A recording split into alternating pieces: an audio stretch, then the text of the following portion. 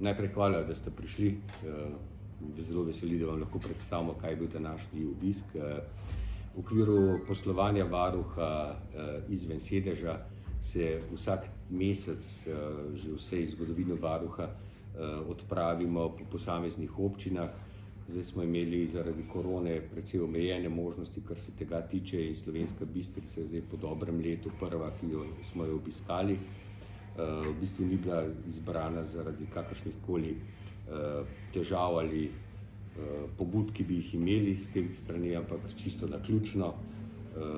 Danes smo si ogledali dom starejših občanov, seznanili smo se s projektom Dom doma, ki je zelo dober projekt, ga zelo pozdravljamo, kajti stališče moje je tudi to, da naj ljudje toliko časa, kot si le želijo, ostanejo v domačem okolju, starejši ljudje, ne da jih pošiljamo v inštitucije. Ta deinstitucionalizacija je zelo bistvena in ta projekt je eden izmed tistih pokazateljev, da tudi to ljudje dejansko potrebujejo in da si to ljudje dejansko želijo.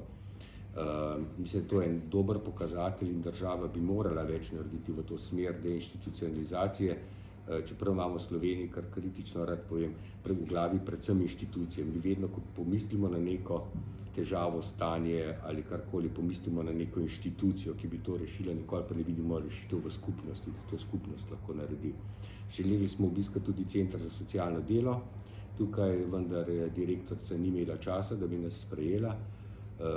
Potem smo se pa srečali z namestnikom mojim in dvema sodelavkama, s pobudniki, ki so se obrnili na nas neposredno, prišli fizično sem, tako da bomo odprli 6 novih pobud. Mi v tem naših obiskih sprejemamo predvsem tiste ljudi, ki še niso našli poti do nas. Kdor je že našel pot do nas in obravnavamo njegove zadeve, ali smo jih obravnavali v preteklosti, ga prosimo, da odstopi prostor tistemu, ki še ni bil nikoli pri nas na vrsti, tako da bomo kar 4 pobude odprli. Županom smo že pogovorila, se tudi je ena konkretna zadeva, kar se tiče občine, vendar bomo poslali mi pisno povpraševanje, ko nam bo pobudnik oziroma pobudnica poslala dokumentacijo, da jo pregledamo, ocenimo in potem najdemo skupno rešitev, in jaz verjamem, da bomo našli skupno rešitev tudi v korist ljudi, predvsem zato smo tukaj.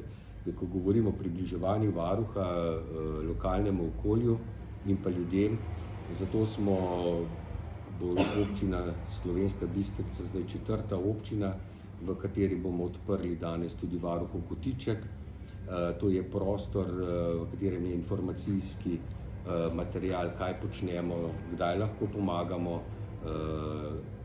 ljudem in pa kdaj jim ne moremo pomagati, kar je tudi zelo pomemben podatek. Mi se namreč zelo pogosto srečujemo s tem, da se ljudje na nas obračajo, ko so pravnomočno zaključeni vsi sodni spori ali pa v recimo različnih dednih postopkih, potem v medsebojnih družinskih sporih. Takrat mi ne moremo posegati, v medsosedskih sporih, to v bistvu ni naša naloga. Mi lahko posredujemo napram državi, državnim organom lokalne samouprave in pa nosilcem javnih pooblastil. Ta kotiček je tudi analogne narave, tako da so vse brošure in pa tudi predvtisnjena je tam pobuda, kako naj izgleda, tako da jo ljudje samo izpolnijo in pošljajo k nam po pošti. Imamo pa tudi brošuro v lahkem branju, tako da je dostopna tudi ljudem, ki težje razumejo,